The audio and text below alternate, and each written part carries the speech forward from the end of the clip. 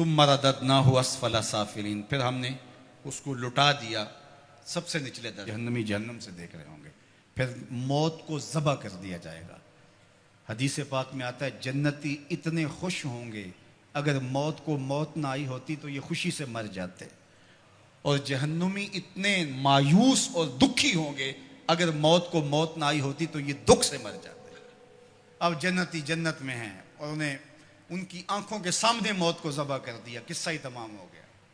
اللہ تعالیٰ فرمائے گا اردیتم، اے جنتیو تم راضی ہو؟ پہلے اللہ آواز دے گا یا اہل الجنہ، یا اہل الجنہ، وہ کہیں گے لبیک و سعدیک والخیر فی یدیک، مالک حکم ہم حاضر۔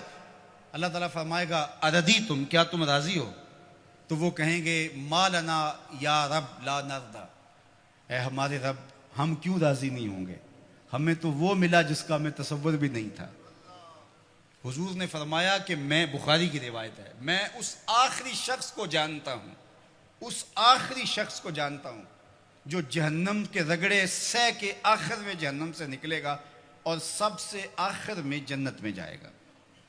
فرمایا، اور ایک روایت مسند فردوس دہلوی میں اس کا نام بھی بتایا، تو کہا کہ میں اس آخری شخص کو جانتا ہوں، بخاری کی روایت ہے۔ تو وہ جنت میں جانے کے لیے جہنم سے کوئلے کی طرح سیاہ ہوا ہوگا، جب نکلے گا تو اللہ تعالیٰ اسے کہے گا بتا کیا چاہیے، تو وہ کہے گا کہ مالک مجھے یہ دے دے، یہ دے دے، یہ دے دے۔ اللہ کہے گا لکا ما تمنیت، جو تیری آرزو جا تجھے دے دیا، اب جنت میں چلا جا۔ تو وہ خیال کرے گا جنت میں تو کوئی 1 انچ بھی نہیں بچی ہوگی، اتنے لوگ جنت میں چلے گئے ہیں۔ تو وہ کہے گا مالک میرے لیے وہاں کتنی جگہ ہے؟ تو آواز آئے گی تیرے لیے جنت میں اس دنیا سے 10 گنا جگہ ہے۔ کتنی؟ یہاں تو 1 کنال کا گھر، 2 کنال کا بنگلہ، 6 کنال کی کوٹھی بنانے کے لیے آدھی زندگی لگ جاتی ہے، اور یہ سب سے پھاڑا سمجھتے ہیں نا، جو سب سے آخر میں جنت میں جائے گا، یہ اس کی جاگیروں کا میں آپ کو بخاری کی حدیث کے حوالے سے بتا رہا ہوں۔ اللہ فرمائے گا جا جنت میں، تیرے لیے دنیا سے 10 گنا ہے، 7 بر اعظموں پہ پھیلا ہوا جہاں، اس کو 10 سے ضرب دے۔ یہ کس کو ملے گی؟ جو سب سے آخر میں جنت میں جائے گا، اور وہ کہے گا اتسخر بی وانت الملک، میرے رب تو رب ہو کہ مجھ سے مذاق کر رہا ہے؟ اس کو گمان ہی نہیں ہوگا کہ اتنا مجھے مل جائے گا۔ وہ تو سوچے گا 2 مرلے کا جھونپڑا بھی جنت کے کسی کونے میں مل جائے تو غنیمت ہے۔ اسے کہا جائے گا دنیا سے 10 گنا جگہ تیرے لیے جنت میں تیرے نام ہوئی۔ تو وہ کہے گا اتسخر بی وانت الملک، میرے رب تو رب ہو کہ مجھ سے مذاق کر رہا ہے؟ تو اللہ فرمائے گا مذاق نہیں، یہ حقیقت ہے۔ اور یہ بات سن کر کے، یہ حدیث بیان کرتے ہوئے میرے حضور اتنا مسکرائے کہ صحابہ کو حضور کی داڑیں نظر آ گئی، کہ اس کو لگے گا ہی نہیں کہ مجھے اتنی جگہ دی گئی ہے۔ یار جو پھاڑا ہوگا، سب سے آخر میں جنت میں جائے گا، اس کو تو اتنی جگہ ملے گی، تو بلال حبشی کی جاگیروں کا عالم کیا ہوگا، عثمان و علی کی جاگیروں کا عالم کیا ہوگا، ابو بکر و عمر کی جاگیروں کا عالم کیا ہوگا، اور جنت کے وارث حسن اور حسین کی جاگیروں کا عالم کیا ہوگا۔ یہ تو سب سے آخر میں جانے والے کی جاگیریں ہیں۔ اب یہ جنت میں اتنا کچھ ملے گا، تو وہ کہیں گے ما لنا یا رب، ہم مالک ہمیں کیا ہوا کہ لا نرضی، ہم راضی نہ ہوں، ہمیں تو وہ دیا گیا ہے کہ جو کسی کو نہیں دیا گیا۔ تو اللہ فرمائے گا میں تمہیں اس سے بھی بہتر کچھ دیتا ہوں، میں اور تمہیں تمہاری جھولی میں کچھ ڈالنے والا ہوں۔ تو یہ کہیں گے مالک کو کسر تو نہیں رہے گی، ہم اگر یاد بھی کریں تو کوئی شے نہیں یاد آتی جو ہمیں ملی نہ ہو، جو آرزو تھی وہ ساری کی ساری پوری ہو گئی۔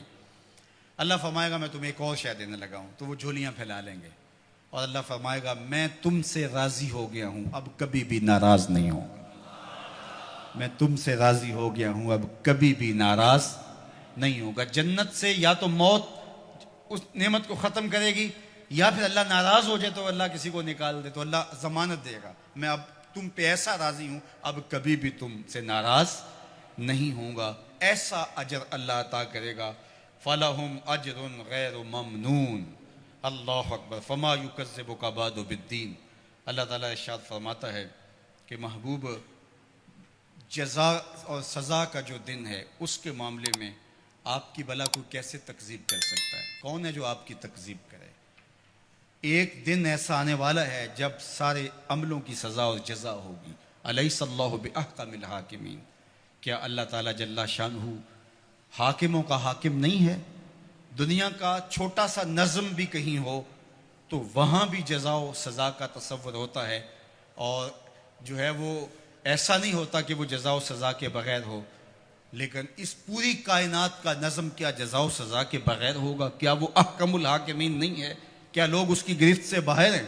آج ساری زندگی جو ظلم کرتا رہا، زیادتیاں کرتا رہا، اور اس نے اللہ کے حکموں کو توڑا، اس کی مخلوق کو ستایا، دکھ دیے، لوگوں کا خون چوسا، اور لوگوں سے ظلم کیا، لوگوں سے زیادتیاں کی، لیکن وہ کچہریاں بھی خرید لیتا تھا، وہ تھانے بھی خرید لیتا تھا، عدالتیں بھی اس کی تھیں، اس کو کوئی پوچھ بھی نہ سکا، اور وہ چلا گیا. اور ایک شخص نے تقوی کے ساتھ زندگی گزار دی.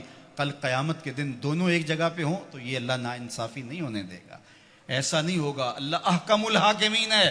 اللہ قیامت کے دن جو عدالت لگائے گا اس میں ایک ایک چیز کا فیصلہ ہوگا اور ایک ایک سوال ہوگا. ثم لتسألن یومئذ عن النعیم. تو آئیے آج کس مختصر زندگی کو اللہ کے نام لگا دے. آج موقع ہے، کل نہیں ہوگا. اج سا بھی نے کھلے راہ بھی نے انج ٹوک نوکھڑے ٹوکدے نہیں. ٹر پویں تے پینڈے مک جاندے، کار بیٹھے ہیں فاصلے مکنے نہیں. آج موقع ہے، آج اس کی رحمت آوازیں دے رہی ہے. اور مہینہ ہے رمضان المبارک کا، اور جمعۃ المبارک کی گھڑیاں ہیں.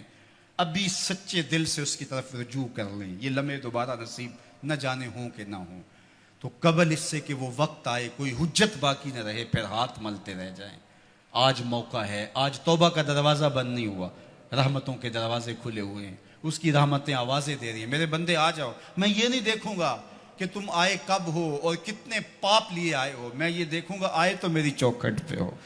تمہارے نہ صرف گناہ معاف کروں گا بلکہ گناہوں کو بدل کے نیکیوں میں تبدیل کر دوں گا. تم آؤ تو صحیح میری چوکھٹ پہ. ایک فقیر تھا، وہ بازار میں کھڑا رو رہا تھا. تو کسی نے رک کے کہا بابا کیا ماجرا ہے، کیوں رو رہے ہو؟ کسی نے مارا ہے؟ کہا نہیں کوئی ایسا ماجرا نہیں. تو پھر کیوں رو رہے ہو؟ کہا لوگوں کے رویے نے مجھے رلا دیا. کیا مطلب؟ کہا بازار سے گزر رہا تھا، دنیا میں کھوئے ہوئے لوگوں کو دیکھا، دل میں ترس جاگا، تو میرا خیال آیا ان بندوں کی رب کی صلح نہ کروا دوں. تو کہا پھر کیا ہوا؟ کہا میں نے اس سے بات کی، آواز آئی لے آ میری چوکھٹ پہ، ایک آنسو سے سارے گناہ دھو ڈالوں گا. میں بڑا خوش ہوا، میں نے ان سے بات کی. یہ الٹا میرا مذاق اڑانے لگے. جا بابا کام کر، تجھے کیا پتا دنیا داری کیا ہوتی ہے. تو وہ تو معاف کرنے پہ آمادہ تھا، یہی اس کی دہلیز پہ نہیں جا رہے.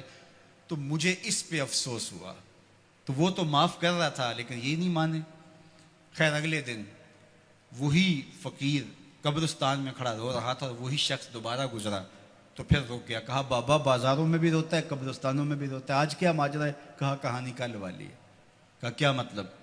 کہا کل ان کو دنیا میں کھوئے ہوئے دیکھا، میرے دل میں خیال آیا ان بندوں کی رب کی صلح کروا دوں. وہ تو مان گیا، وہ بندے ہی نہیں مانے، مایوس ہو گیا تو آج ادھر آ گیا. اور آج خیال یہ ہوا ان قبرستان والوں اور رب کی صلح کروا دوں. تو بڑے تجسس سے پوچھا آج کیا بنا؟ کہا آج یہ مان گئے وہ نہیں مانتا، آج یہ مانتے ہیں وہ نہیں مانتا. تو صاحب آج وہ مان رہا ہے، کہیں ایسا نہ ہو کہ پھر ہم مان جائیں اور وہ نہ مانیں. آج لے ان کی پناہ، آج مدد مانگ ان سے، کل قیامت کو نہ مانیں گے اگر مان گیا. ماہ سیام کی برکتیں لوٹ لو. یہ وہ میں نے دیکھا شیراں والا باغ کے قریب وہ ریڑیاں لگاتے ہوئے، جب پھل آخری دنوں میں ہوتا ہے تو وہ سستا کر دیتے ہیں. تو وہ کہتے ہیں یہ جاتے ہوئے موسم کی بہار لوٹ لو. تو جو چیز جو ہے وہ 50 اور 100 روپے کلو ہوتی ہے وہ 20 روپے کلو بیچ رہے ہیں. آخری عشرے میں اللہ لوٹ سے لگا دیتا ہے. لوٹ لو میری رحمتوں کو، بس آؤ اور لو اور چلے جاؤ. تو آؤ سچے دل سے اس کے حضور آؤ اور رحمتیں اس کی وصول کرو اور زندگی کو نور اور نکھت رو جالوں سے بھر لو. اس موسم گرمی کے اندر دور و نزدیک سے چل کے آنے والوں، اللہ تمہیں دنیا آخرت کی برکتیں عطا کرے، اپنی خاص پناہوں سے مالا مال کرے. اللہ عزت آبرو آپ کا مقسوم کرے. انشاءاللہ العزیز اللہ نے چاہا، اللہ کی مرضی ہوئی تو انشاءاللہ کل نماز عشاء کے بعد صلاۃ التراویح کے بعد یہیں اسی جگہ پہ دوبارہ ملاقات ہوگی. لیلۃ القدر کی مبارک گھڑیوں میں دوبارہ انشاءاللہ آپ سے جو ہے وہ ہم کلام ہونے کا شرف اور موقع ملے گا. میں آپ کا کل منتظر رہوں گا. اور آخری بات اور اس کے بعد میری گفتگو اختتام کو پہنچی، اور وہ یہ کہ یہ دارالعلوم، یہ درس گاہ، یہ جامعہ اور یہ مرکز مصطفیٰ